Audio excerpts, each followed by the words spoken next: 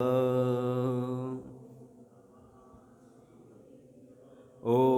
नमः सिद्धेभ्यः। जय श्री ओम नमः सिद्धेभ्यः। काऊनमुक्कारम् अर्हन्ताडं तहे विसिद्धाडम् आर्यवज्झायाणं लोयम्ये सौसाहुणं लोयम्ये सौसाहुणं। बोले पंच परमेष्ठी भगवान की, देवादिदेव श्री आदिनाथ भगवान की, आचार्य गुरुदेव भगवान श्री विद्यासागर जी महाराज की।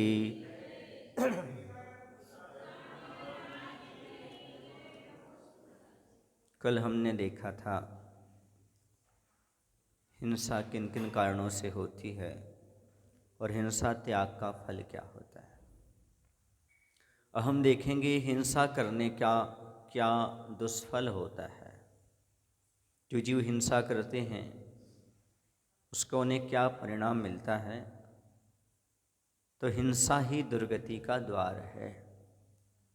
हिंसा के कारण जीव को दुर्गति में जाना पड़ता है, नरक में जाकर के सर्व सागरोपम आयु तक दुखों को भोगना पड़ता है। नरकों में ऐसी वेदना होती है, यदि वहाँ जमीन का स्पर्श हो तो हजारों बिच्छू काटने जैसा दर्द होता है। वहाँ पर जो जीव दूसरों की हिंसा करते वहाँ भी उनकी हिंसा होती है, अर्थात उनके हाथ पैर आदि काट दिए जाते हैं। जो मांस खाने रूप हिंसा करते हैं, जीवों को मारते हैं, उन्हें वहाँ पर करौंत से काट दिया जाता है। अंडे खाने वालों को वहाँ पर कढ़ाई में तल दिया जाता है। नाना प्रकार के दुख वहाँ पर भोगना पड़ते हैं जो जीव यहाँ पर हिंसा करते हैं। दूसरों को दुख पहुँचा करके आनंद मनाने वाले नरकों में जाकर के पश्चाताप करते हैं, दुखी होते हैं। क्योंकि जो दूसरों को सताता है वह ना तो अभी सुख साता से रह सकता है और ना अगले भाव में सुख साता पा सकता है। इसलिए आप चाहते हो कि अपने जीवन में सुख साता प्राप्त हो तो कभी किसी को भूल करके मत सताओ, किसी को दुख मत पहुंचाओ, हिंसा के परिणाम मत करो, वरना इस भाव में भी दुर्गति होती, अगले भाव में भी दुर्गति होती है। जो जीव हिंसक होते हैं इस भाव में भी वो दरिद्री होते हैं। उनके पास धन वैभव बाहर से दिखने में तो हो सकता है, लेकिन अंदर से उनके पास इतनी गरीबी रहती है कि दो भाई प्रेम से ना उठ सकते, ना बैठ सकते, ना खा सकते। पत्नी से भी सामंजस्य नहीं बन पाता। उनके बच्चे भी व्यसनी निकल जाते हैं, पाप क्रियाओं में रत हो जाते हैं, किसी से उन्हें सुख नहीं मिलता। दुर्गति यही तो है। नरक जाना बाद की बात है, वर्तमान ही उनका नरक जैसा हो जाता है। उन्हें ये भरोसा नहीं होता कि आज हम यहाँ हैं, कल हम जीवित रह पाएंगे कि नहीं रह पाएंगे। क्योंकि दूसरों की हिंसा करने वाले जीव के बहुत सारे दुश्मन हो जाते हैं। जो दुश्मन होते हैं तो उन्हें हमेशा यही भय बना रहता है, कल क्या होगा कोई भरोसा नहीं। उन्हें बंदूक रख करके, शस्त्र अस्त्र रख करके चलना पड़ता है। इसलिए कहना चाहता हूँ कि हिंसा दुर्गति का कारण है। वर्तमान में भी उसकी दुर्गति हो जाती है और प्रभाव में तो होती है। यह पाप का समुद्र है। हिंसा करने वाले समझो पाप के समुद्र में डूब रहे हैं, और पाप के समुद्र में डूबने वाले तड़प तड़प करके मरते हैं। उनका कोई अस्तित्व नहीं रहता, वो कभी सुखी नहीं रहते। पाप के समुद्र में डूबने वाले मांसभक्षी जीव नरकों में जाते हैं तो बहुत सारे दुखों को भोगते हैं, और यहाँ वर्तमान में भी जेल आदि की यातनाएं उन्हें सहन करना पड़ती हैं। ऐसे बहुत सारे उदाहरण आपने देखे होंगे। जो दूसरों को कष्ट पहुँचाते हैं वह भी कष्ट भोगते पाए जाते हैं। यदि कोई जीव किसी जीव की हिंसा करता है तो इसी भाव में वह बदला ले लेता है, और नहीं ले पाता तो अगले भाव में वह बदला लेने के लिए तत्पर हो जाते हैं। इसलिए हिंसा से बहुत सारे पाप होते हैं। आचार्य कहते हैं जो हिंसा करके सुख पाना चाहते हैं वह जीव सूरज से ठंडक चाहते हैं, रेत पर बीज बोकर के फसल चाहते हैं। ये संभव है क्या? आग में कभी कमल खिला है? सूरज ठंडा हुआ है? क्या रेत में कभी फसल उगी है? इसी प्रकार से कभी भी पाप करके, हिंसा करके कभी किसी जीव को सुख की प्राप्ति हुई है क्या? संभव नहीं है। ये अज्ञानी जीव इसी प्रकार की क्रियाएं करता है और सुख की इच्छा रखता है। साता चाहते हो अपने जीवन में तो हिंसा से बचो, क्योंकि दूसरे को दुख देना, दुख पहुंचाना, दुख, शोक, तापा, क्रंदन आदि ये सारे के सारे असाता वेदनी कर्म के आश्रय के कारण है। असाता अर्थात दुख, साता अर्थात सुख। हिंसा आदि करना, स्वयं दुखी होना, दूसरे को दुख पहुंचाना, ये हिंसा है और इसके माध्यम से असाता बनता है। बहुत सारे लोग कहते हैं महाराज जी हमें साता नहीं मिल रही, कुछ बताओ। कुछ लोग तड़पते तड़पते आते हैं, दुखी होते होते आते हैं, हाँ सांस भरते हुए आते हैं, महाराज जी अब तो मुझसे रहा नहीं जा रहा है, क्या करूं क्या करूं। भैया पुराना अपना इतिहास देखो जरा, चाहे इसी भाव का हो चाहे पूर्व भाव का हो, आपने कितनी हिंसा की, अपने प्राण बचाने के लिए आपने कितने जीवों का घात किया, आपने कौन कौन से तरीके अपनाए अपने जीवन को सुरक्षित रखने के लिए। जिह्वा की पानी के लिए आपने सामने वाले जीव की आंखों का पानी देखा क्या? उनके दर्द को समझा क्या? क्योंकि अपने कर्म अपने को मिलते हैं, दूसरे को नहीं मिलते। दूसरे की दूसरे के पास, हमारे की हमारे पास। आज हम अस्वस्थ हैं, बीमार हैं, दुखी हैं, तो इसका सारा कारण हम हैं। हम सुखी हैं, स्वस्थ हैं, धर्म ध्यान कर पा रहे हैं, इसमें कारण हम ही हैं, दूसरा कोई नहीं है। इसलिए यदि आप चाहे तो हमें साता मिले, तो आचार्य ने बहुत अच्छा सूत्र दिया। बहुत सारे लोग आकर कहते हैं महाराज जी हमें ऐसा मंत्र दे दो ताकि घर में, परिवार में सुख शांति मिल जाए। अरे भैया मैं क्या मंत्र दूंगा? आचार्य पहले मंत्र दे के चले गए, भूत व्रत अनुकंपा, सबसे बड़ा मंत्र दिया उन्होंने। प्राणियों पर दया करो, वृत्तियों को दान दो, तुम्हें साता अपने आप प्राप्त हो, सुख मिलेगा। और वह सूत्र तुम अपनाना नहीं चाहो और ऐसा कोई मंत्र दे दो हम 9 बार फेरें और सारे के सारी चीजें समाप्त हो जाएं। ऐसा होता है क्या कभी? साता चाहते हो तो प्रतिदिन प्राणियों पर दया करो, और प्राणियों पर दया करने के लिए सबसे पहले यही रखा, रात्रि भोजन का त्याग, छना पानी, देव दर्शन, ताकि तुम दया का पालन कर सको और साता पा सको। ये मंत्र तो है ही। तुम्हारा जो कुलाचार है ना वो साता पाने का कुलाचार है, असाता को दूर करने का कुलाचार है। यदि आप छना पानी पीते हैं तो आप प्राणियों की दया पाल रहे हैं, रात्रि भोजन का त्याग करते हैं, प्राणियों की दया पाल रहे हैं, और ये प्राणियों की दया ही आपको साता देने वाली है। भगवान क्या करेंगे? गुरु क्या करेंगे? क्या आशीर्वाद देने से, मंत्र देने से, सिर पर पिछी रख देने से क्या साता भाग जाती है? क्या असाता भाग जाती है? क्या साता आ जाती है? ऐसा होने लगे तो भी पूरे मार्केट में चले जाएं हम और सबकी असाता दूर कर दें। क्या करुणा नहीं है, दया नहीं है क्या महाराज के पास? नहीं, कुछ परिणाम भी हमें बनाना है। ऐसा नहीं कि गुरुओं के आशीर्वाद से कुछ नहीं होता, गुरुओं के आशीर्वाद से यही तो सद्बुद्धि मिलती है। वो जो कहते वो करो, आपको साता मिलेगी। छना पानी पियो, रात्रि भोजन नहीं करो, साता मिलेगी।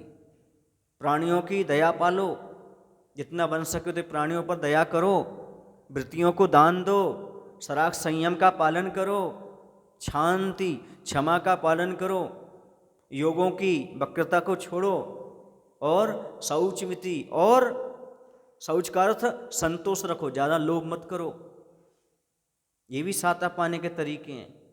इति शब्द से लगा लो, भगवान की पूजन करो, भक्ति करो, यह सब तरीके हैं साता पाने की।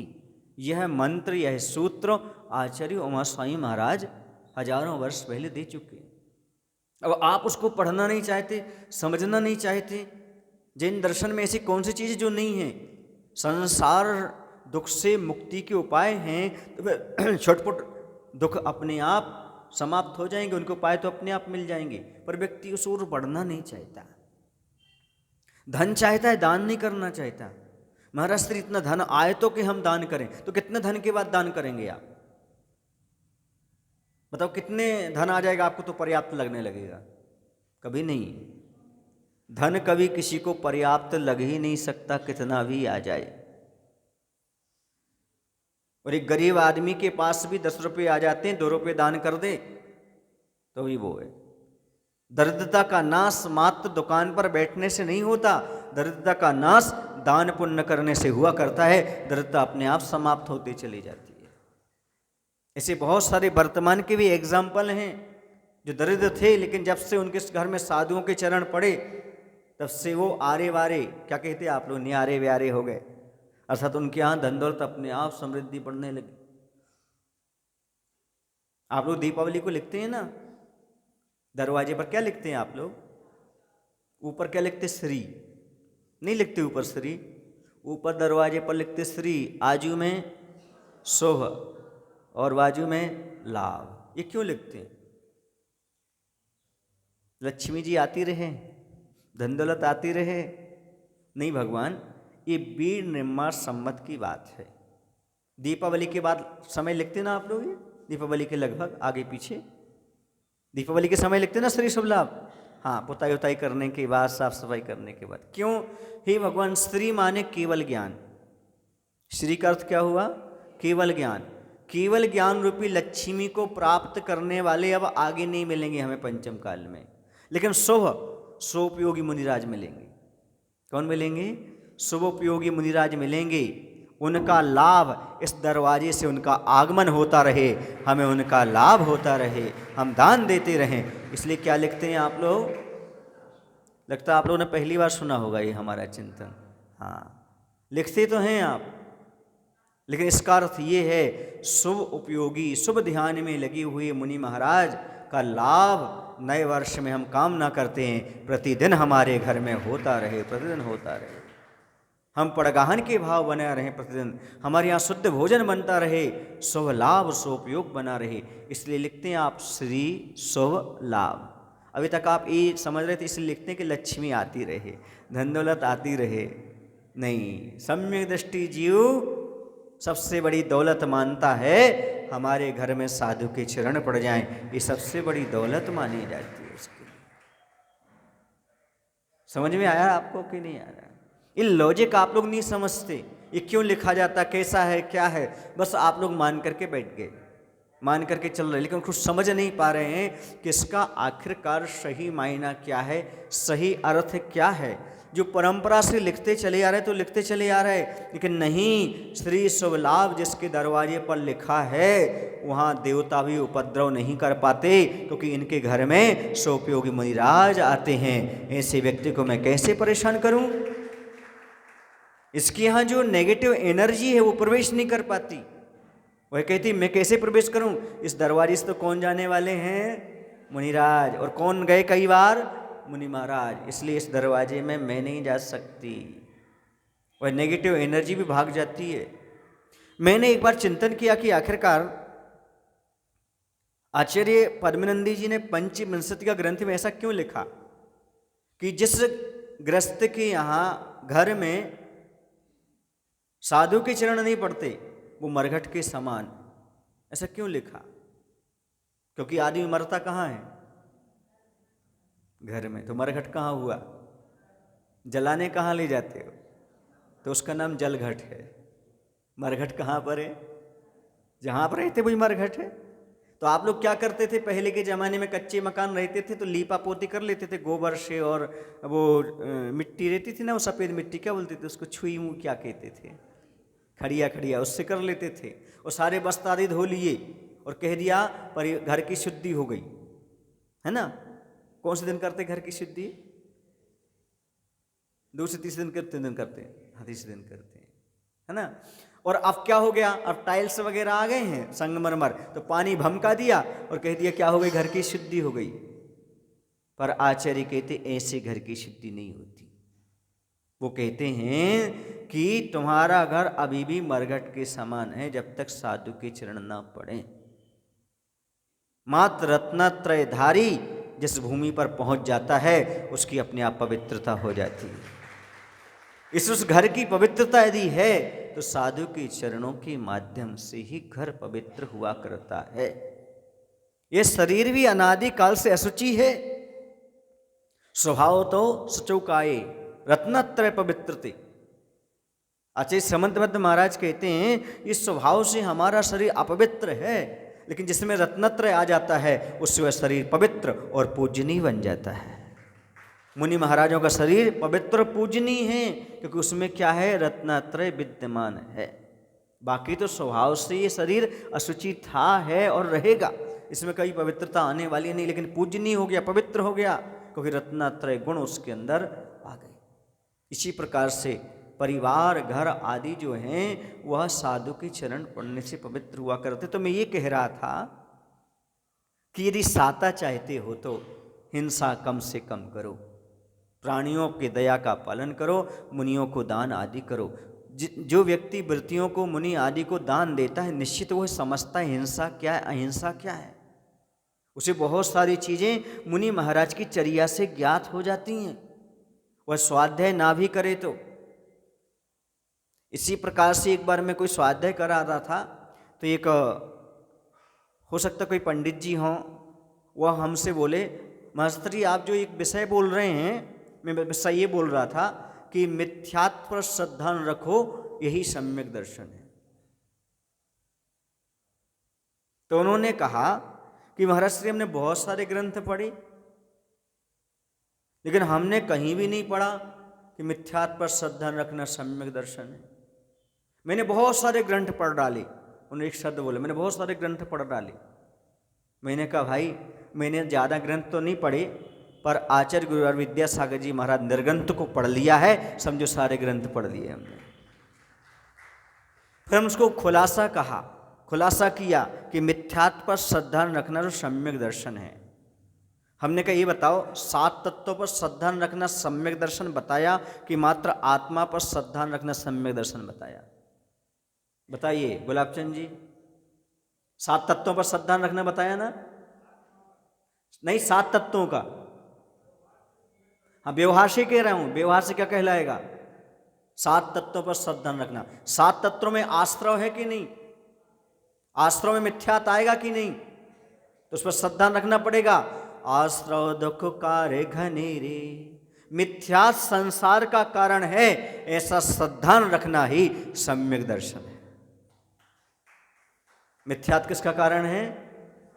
संसार का कारण। ऐसा श्रद्धा रखना ही व्यवहार सम्यक दर्शन है।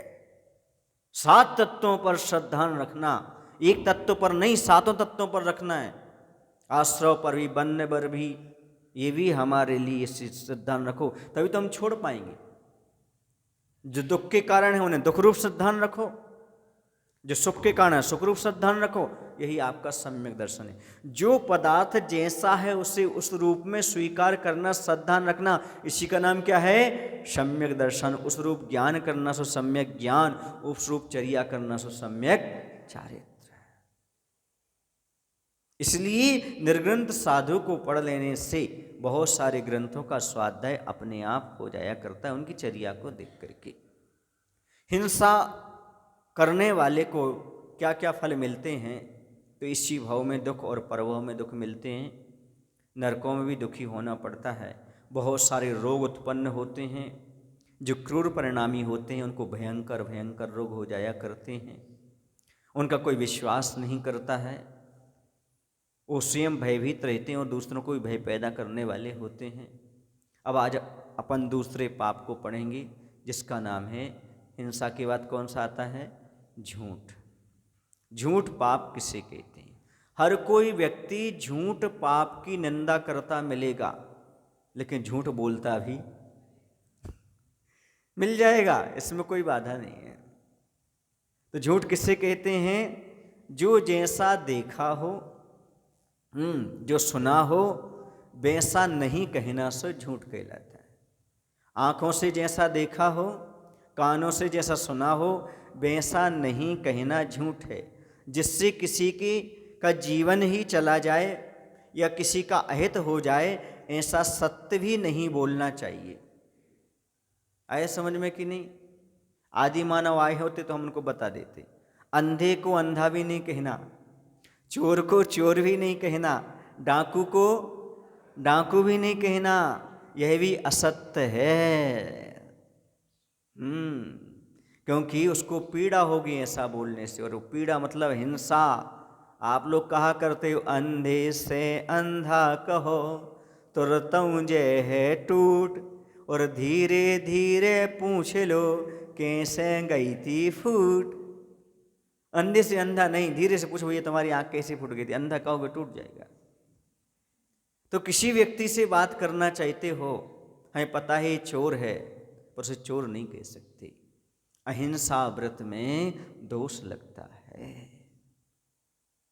जो अहिंसा व्रत का पालन करना चाहते हैं वो ऐसा सत्य भी ना बोलें जिससे किसी को पीड़ा हो जाए। नहीं, हम तो स्पष्टवादी, हम तो साफ साफ बोलते हैं। आगम में साफ साफ और स्पष्टवादिता करने को नहीं कहा गया, धर्म की रक्षा करने के लिए बोलें। एक तो बोले ना, बोले तो आप अहिंसा धर्म की रक्षा हो ऐसा बोलें, क्योंकि आचार्यों ने कहा है कि अहिंसा धर्म खेती है। सत्य आदि और जो व्रत है ना, सत्य हो गया, अचौर्य हो गया, ब्रह्मचर्य हो गया, है ना, और अपरिग्रह होगा, ये सारे के सारे व्रत जो हैं ये बाड़ी के समान है। बाड़ी समझते, तार फेंसिंग। अंदर फसल हो तो तार फेंसिंग काम में आए। जब अंदर फसल नहीं है, माने अहिंसा नहीं है, तो बाकी व्रत कोई काम के नहीं है। अहिंसा का पालन करने के लिए ही अन्य व्रत रखे गए हैं। जैसे खेती की वृद्धि के लिए ही बाड़ी आदि, पानी, खाद आदि रखे गए। बाड़ी हो, खाद हो, पानी हो, लेकिन बीज ना हो तो वेस्टेज, कोई मतलब नहीं उसका। इस प्रकार अहिंसा का पालन करने के लिए इन सब व्रतों का पालन करना पड़ता है। झूठ का त्याग करना सो सत्य व्रत है, सत्य बोलने का नाम नहीं। क्योंकि जो मौन रहते हैं वो भी सत्य का पालन करते हैं। बोलने का नाम सत्य नहीं है, बल्कि झूठ के त्याग का नाम सत्य है। प्रत्येक जो व्रत हैं वो सब वृत्ति माने हटना है, हमेशा नकारात्मक की ओर ले जाएंगे आपको, अर्थात छोड़ने की ओर ले जाएंगे, वो ग्रहण करने की ओर नहीं। इसलिए मुनि ने कुछ छोड़ा नहीं, ग्रहण किया है। क्या ग्रहण करो? पंच महाव्रत का ग्रहण करो, रत्नत्रय का पालन करो, ऐसा कहा।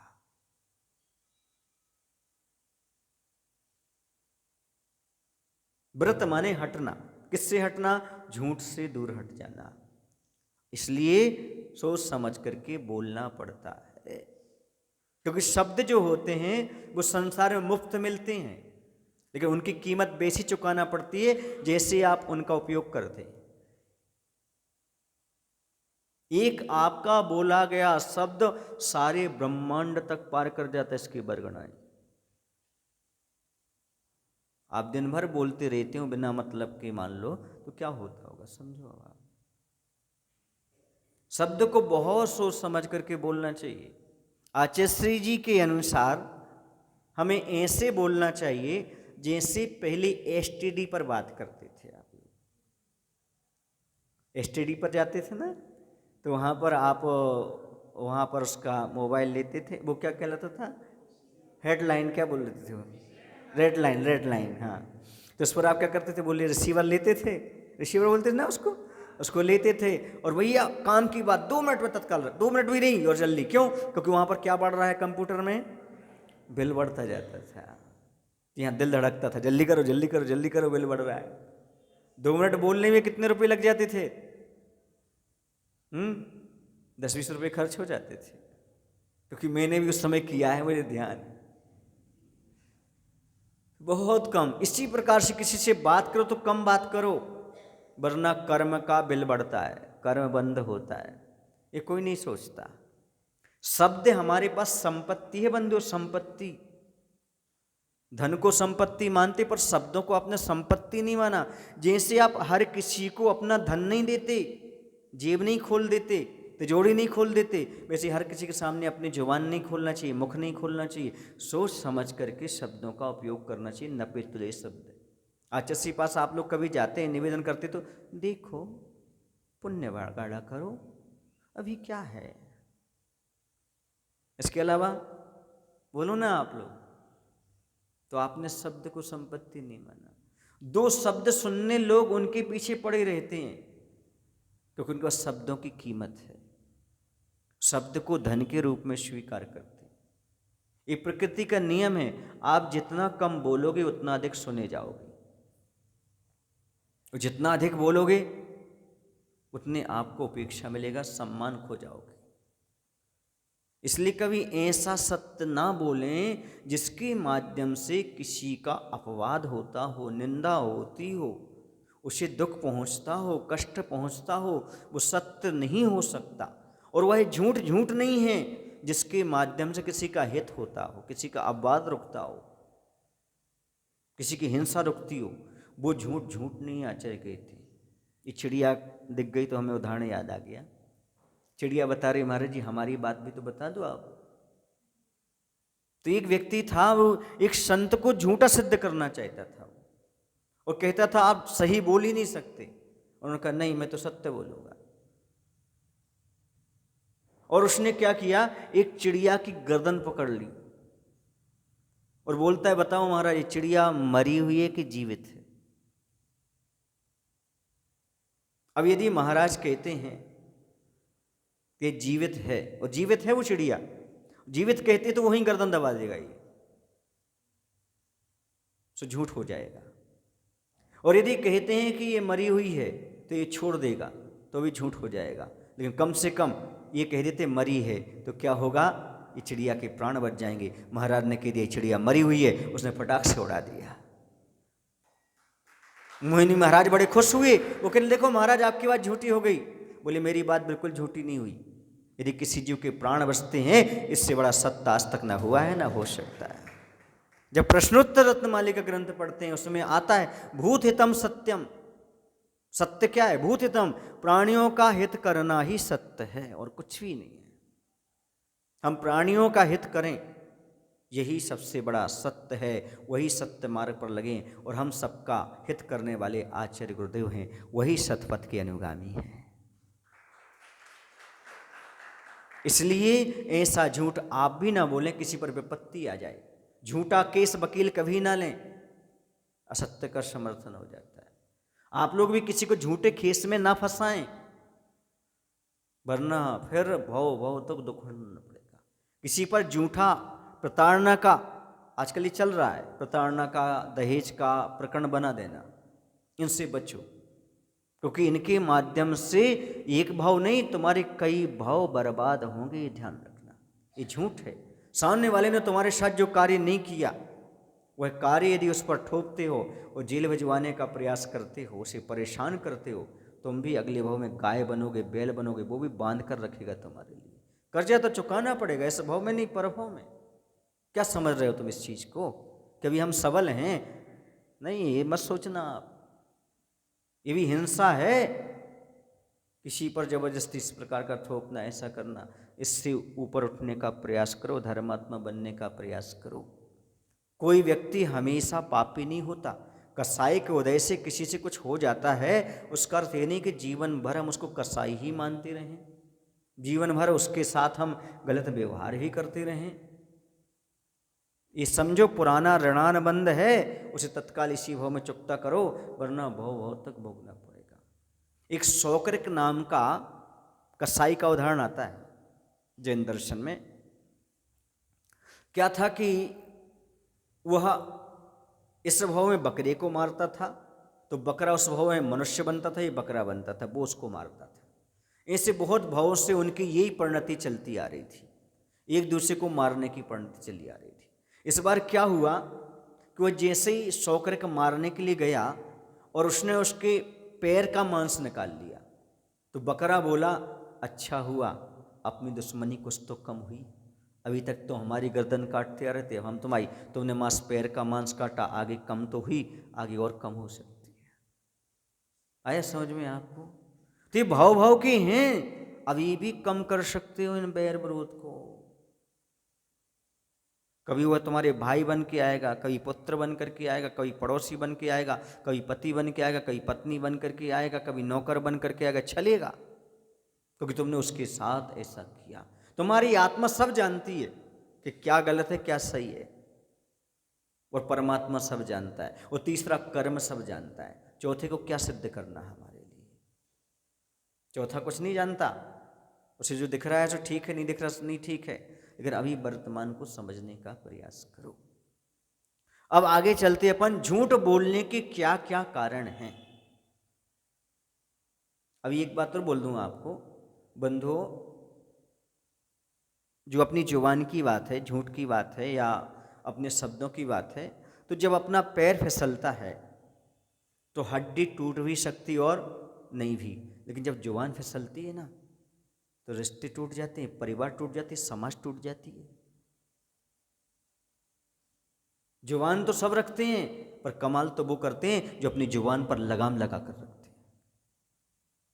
महत्वपूर्ण जुबान को पाना नहीं है, जुबान में लगाम लगाना महत्वपूर्ण, उसको संभाल कर रखना, क्योंकि एक शब्द से आपका परिवार टूट सकता है और एक शब्द से आपका परिवार जुड़ सकता है। कुछ शब्दों से पूरा का पूरा जीवन नरक बन सकता है, स्वयं का और दूसरे का, और उन शब्दों से जीवन स्वर्ग भी बन सकता है, स्वयं का भी और दूसरे का भी। जिन शब्दों से मैत्री का पुल बांधा जा सकता है, उन शब्दों से नफरत की दीवार तो खड़ी मत करो, क्योंकि रूल्स है, जब दीवाल में दरार आती है तो दीवाल गिर जाती है, और जब दिलों में दरार आती है दीवाल खड़ी हो जाती है। आज घर परिवार में दीवालें क्यों खड़ी हो रही? इसी कारण से हो रही। आपने कब्रिस्तान देखा, सुना तो होगा, टीवी पर देखा होगा, जब पर बहुत सारे शव दफनाए हुए होते हैं, आजू बाजू में रहते पर कभी किसी से बोलते नहीं। वो ऐसे ही अपने घर में है, एक कमरा, दो कमरा, तीन कमरा, भाई भाई रहेंगे, सब रहेंगे आसपास में, एक दूसरे कभी बोलेंगे नहीं। उन कमरों में और कब्रिस्तान में कितना अंतर है? तुम्हारा कमरा तुम्हारा, तुम्हारा हमारा, तुम्हारा ऐसा ऐसा है, चलता रहता है, वर्षों वर्षों तक बोलचाल बंद है। ये क्या चीज है? कैसे आप धर्म को समझ पाएंगे? अब आगे चलते हैं, झूठ बोलने के क्या क्या कारण हैं। तो सीधी सी बात है, ये तो आप ले लेना, झूठ बोलने के 4 कारण, क्रोध, मान, माया, लोभ, ये तो है। सबसे बड़ा है अज्ञान। आदमी को ज्ञान नहीं होता, इसलिए इस प्रकार का झूठ बोलता रहता है। जिसे ज्ञान हो जाता है वह झूठ से बचने का प्रयास करता है। अज्ञान है, क्रोध है, लोभ है, भय है, मान है, स्नेह आदि के कारण आदमी झूठ बोलता रहता है। लोभ के कारण सत्यघोष नामक पुरोहित ने बोला था, जो कि उसने सामने वाले की धरोहर हड़प ली थी। और स्नेह, गुरु पत्नी से स्नेह होने के कारण राजा बसु झूठ बोला था कि अजेर अष्टभ्यम का अर्थ होता है बकरे को होमना, जबकि उसका अर्थ क्या होता था? 3 वर्ष पुराना धान। ऐसा ही कहने पर बसु राजा कहाँ गया था? उसने कह दिया था अज माने बकरा होता है, वहाँ पर अर्ज का अर्थ क्या था? 3 वर्ष पुराना अनाज। गुरु क्षीर कदम ये पढ़ा करके गए थे, लेकिन इसने ऐसा समर्थन कर दिया पर्वत के साथ। किसके साथ? क्योंकि उनकी गुरु माता का स्नेह था और उनको वचन दे चुका था, इसलिए। और जो पर्वत था, उस सेठ का पुत्र था नारद, और राजा का पुत्र था बसु। आप लोग इसकी कहानी हम बता चुके संध्या काल में, तो थोड़ा सा ही बता देते हैं। उसका बसु राजा का सिंहासन तक जमीन में धंस गया था और मर करके नरक गया था झूठ बोलने से, जबकि यह नारद कहाँ गया था? स्वर्ग गया था। तो आप लोग पढ़ते हैं बसु सेति नरक पहुंचा, स्वर्ग में नारद गया, ये आप लोग पढ़ते हैं, ये कहानी है प्रसिद्ध। इतना ही पर्याप्त। बोले महावीर भगवान की जय, आचार्य विद्यासागर जी महाराज की जय। बोले हे प्रभु, हम सभी को इतनी शक्ति, इतनी बुद्धि देने की कृपा करो, ताकि हम अपनी जुबान पर लगाम लगा सकें, उसे संभाल कर रख सकें। नमो शिवाय।